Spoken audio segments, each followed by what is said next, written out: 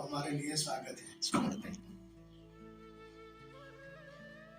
और जीवन में जिस वस्तु को आप अनित्य और नाशवंत कह रहे हो, इसका मूल्य क्यों बता रहे हो? बराबर है। और उसके लिए किसी से राग, किसी से द्वेष क्यों कर रहे हो? ये ज्यादा ले आए तो बहुत अच्छे हैं, ये नहीं लाए तो ठीक है, बुरा तो नहीं बोल सकते। वस्तु तो हमेशा मायने रखनी चाहिए। यदि अपने तत्व को जानना हो तब, अथवा महापुरुषों से कुछ पाना हो तब, नहीं तो उनके हृदय में भी एक जगह बन जाएगी। ये बहुत लाता है लिए अच्छा है, हाँ। और उनके लिए उनके दिल में जगह है, हमारे लिए नहीं है। तो फिर सुदामा का क्या होगा? क्योंकि वो तो तांदुल लेके आएगा। सही बात है। भगवान कह रहे हैं कि जो इतनी तपस्या भक्ति करके आ रहे हैं, उसकी तपोनिष्ठा देखो, इसकी भक्ति देखो, उसका प्रेम देखो, उसकी समर्पितता देखो, नहीं तो सब बेकार है। बेकार। और वस्तु कितनी देर रहेगी? तो भाव शाश्वत रहेगा। वाह। किसी भाव प्रधान आपके घर में मेहमान आए होंगे तो आपको जीवन भर याद रहेगा। और वो चाहे सोने का बिस्किट भी लाया होगा तो भी ठीक है, वो कितने दिन याद रहेगा? कितने दिन याद रहेगा। और चोरी हो गई तो अरे यार वो कैसे नीति से लाया था, चोरी हो गई, उल्टा आक्षेप करेंगे। इसलिए नचिकेता ने भी कठोपनिषद में यमराजा ने बहुत प्रलोभन दिया कि तुम हाथी, घोड़े, प्राणी, पटरानी, अप्सराएं सब कुछ ले लो, लेकिन तुम ब्रह्म विद्या मत मांगो। तो उन्होंने कहा देना है तो वही दो जो अविनाशी और नित्य हो, और आप जो दे रहे हो सब नाशवंत है, आज है और कल नहीं रहेगी। तो जो चीज नहीं रहेगी तो उसके वियोग में दुख ही है। तो मुझे दुख हो ऐसी चीज क्यों दे रहे हो? आखिर यमराजा थक गए तो बोला कि मेरा पद ले लो, कल से तुम यमराज बन जाओ। देखो आप बहुत बड़ी बात कही है। नचिकेता ने कहा आपका पद भी मुझे मालूम है कि जब तक आपका पुण्य है तब तक ये पद रहेगा। पुण्य का क्षय हुआ आपको भी मृत्यु लोक में जाना पड़ेगा, तो आपका पद भी नाशवंत है। बताओ, इसलिए अविनाशी सिर्फ परमात्मा है। जीवन की मांग है ना, वो परमार्थ के सिवा कोई नहीं होनी चाहिए यदि आप साधक हैं। ध्यान का भी ध्येय परमार्थ नहीं बना तो ध्यान नहीं। दुनिया हो रही है तो उसको माइनर को देखते हुए अपने गंतव्य को देखते रहना चाहिए। जैसे दो ट्रेन चल रही है, तो अपनी ट्रेन चल रही है कि नहीं वही देखते हैं, बाजू वाली चल रही है कि नहीं वो नहीं देखते, तो उसको माइनर मानते हैं। मेजर क्या मानते हैं? अपनी ट्रेन चल रही है, इसलिए मैं अपने गंतव्य तक पहुंच जाऊंगा। ये लॉन्ग प्ले है इसलिए मैंने उसके लिए खेल। उपलब्धि के द्वारा कृतज्ञता, जो नहीं आए होते तो हम कहाँ होते। तो वो कृतज्ञता प्रकट करने का माध्यम इसको आशु भाषण कहते हैं। आशु माने शीघ्र। तो शीघ्र जो भाव प्रकट होता है वो भाव को हम कृतज्ञता कहते हैं। तो इस प्रकार का कल 9 से 12 तक प्रोग्राम रहेगा। बाकी तो मुख्यतः तो आप जानते हैं कि हम किसी को आमंत्रण नहीं देते, श्रद्धा से प्रेम से जो आएंगे उसको वेलकम करेंगे। लेकिन टोटल प्रोग्राम 9 से 12 का है। शाम को 4 बजे आप टट्टी सुंदरकांड का पाठ करेंगे, क्योंकि हनुमान जी महाराज का दिव्य चरित्र है। 4 से 5:30 ये सुंदरकांड हो जाएगा। फिर आधा घंटा ब्रेक रखेंगे, आपको इवनिंग वॉक करना हो तो भी कर सकेंगे माँ देवता तक। तो 6:30 पौने 7 को दीदी आरती करती है, आरती करके यहाँ पाठ करेंगे, संध्या पाठ। थोड़ा और आप प्रश्नोत्तरी का सत्संग करेंगे। इस प्रकार का कल का दिन पूरा रहेगा। और बीच में भी किसी की भी जिज्ञासा होगी तो उसका समाधान भी करेंगे, तो भगवान का आशीर्वाद है ही। लेकिन टोटल प्रोग्राम ये रहेगा। सुबह थोड़ा देर से इसलिए किया कि सब प्रकार का जो अपना नित्य कर्म है और संकल्प प्रेरित है, वो अपनी योजना है, वो अपना कर्म। इसलिए ब्रह्मानंद जी ने कहा, कबीर ने कहा, कहत कबीर सुनो भय साधो सहज मिले अविनाशी। अविनाशी कभी किसी से द्वारा नहीं मिलता, सहज मिले। लेकिन हाँ, सदगुरु के उपदेश में अनुभूति जो होती है वो सहज है। जैसे आपने वो कहानी सुनी होगी कि 10 मूर्ख खो गए थे, जा रहे थे, नदी पार किया तो उन्होंने कहा चलो भाई, गुरु महाराज ने कहा था कि गिन लेना, नहीं तो कोई इधर उधर न हो जाए। तो सबने 9 गिना, अपने को नहीं गिना। और सब को कहा कि नहीं यार तुम गिन लो, तुम गिन लो, तो सब मूर्ख ही थे। तो सबने 9 को गिना, अपने आप को नहीं गिना। तो सब रोने लगे, अरे रे 10वां हता, 10वां मर गया।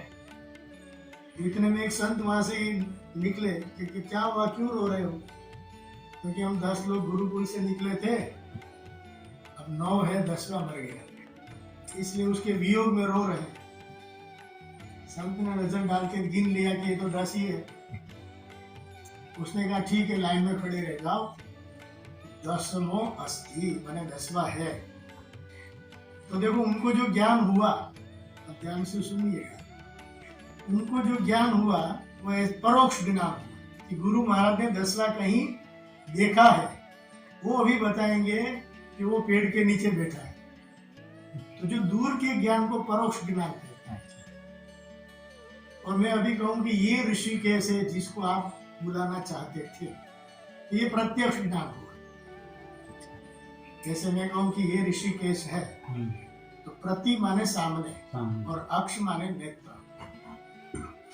तो सामने दिखा हुआ ज्ञान को प्रत्यक्ष ज्ञान कहते हैं। लेकिन वो 10वें को बोला कि 10वां है, तो उनके अंदर क्या ज्ञान था कि नहीं नहीं 10वां तो है ही नहीं, हमने गिन लिया। तो उसको परोक्ष कहते हैं कि अभी गुरु महाराज कहाँ है वो बताएंगे। समझ में आया? इसको परोक्ष ज्ञान कहते हैं। लेकिन उन्होंने 9 को गिन करके कहा कि त्वम 10मोसी, तुम 10वां हो। सुनिए, सभी लोग 10वें थे और सभी लोग 10वें को खोज रहे थे। ये पंचदशी ग्रंथ में ये कथा आती है, बनी बनाई नहीं है। नहीं। सभी लोग 10वें थे, फिर भी 10वें को खोज रहे थे। इस तरह से सभी लोग शिव तत्व हैं, फिर भी अपने आप को जीव मान रहे हैं। लेकिन सदगुरु के उपदेश से उनको ज्ञान हो जाता है कि तुम जीव नहीं हो, तुम शिव स्वरूप हो। ये है त्वम 10मोसी। और सभी लोग शिव हैं और सभी लोग शिव को खोज रहे हैं। अच्छा, उनको जो ज्ञान हुआ, अरे मैं ही 10वां हूं, अरे मैं ही शिव स्वरूप हूं, इसको अपरोक्ष ज्ञान है। देखो ज्ञान का 3 स्वरूप हो गया, प्रत्यक्ष, परोक्ष, अपरोक्ष। तो अपने से अभिन्न स्वरूप के बोध को अपरोक्ष ज्ञान कहते हैं। जिस ज्ञान की अनुभूति करने के लिए जीव भाव का बाध करना ही पड़ता है, तब शिव तत्व की अनुभूति हो जाती है। तो कठिन ज्ञान हुआ कि नहीं? इसी को ही महाउपदेश कहते हैं, तत् त्वम असि। वही तत् शिव तत्व, त्वम माने तुम, असि माने हो। हम तो आर्टिकल सुनाना चाहते थे, उसमें तो महावाक्य का बोध निकल गया। ये महावाक्य का बोध है। और दूसरा महावाक्य है सह अहम अस्मि, सो अहम। अभी प्रेमानंद जी के पास विराट कोहली की पत्नी गई थी, हाँ तो प्रेमानंद जी ने पूछा कि तुम कौन सा मंत्र कर रहे हो? उन्होंने कहा सो अहम। तो प्रेमानंद जी ने कहा कि उसका अर्थ मालूम है?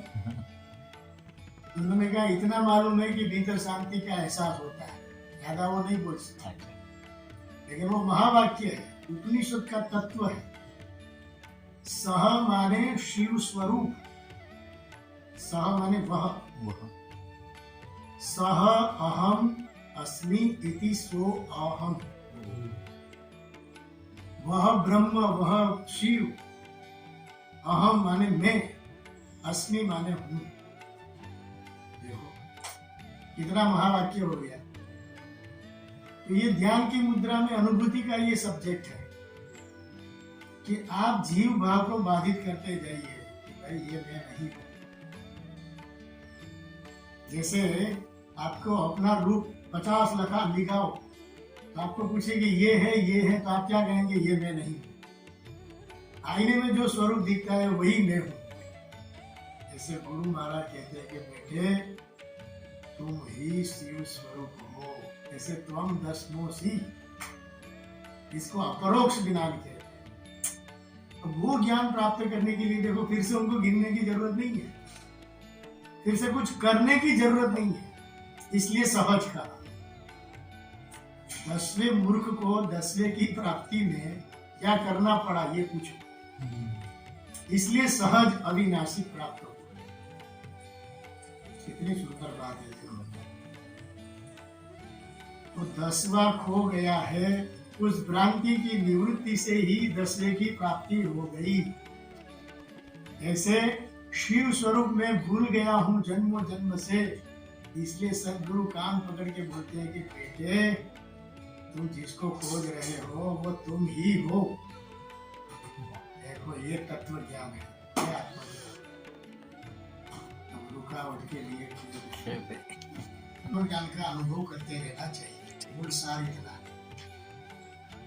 इसलिए मां आनंदमयी मां ने एक वाक्य लिखा है कि शब्द ज्ञान और आत्मज्ञान के बीच में समय की खान नहीं होनी चाहिए।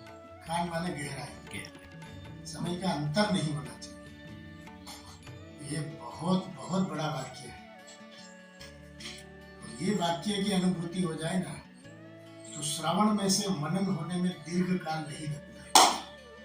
लेकिन हाँ, श्रवण के समय जो बोध होता है वही अंतिम बोध होता है। क्योंकि श्रवण के समय आपने सुना ही नहीं, पकड़ा ही नहीं, तो मनन में कहां से उसको निकालोगे?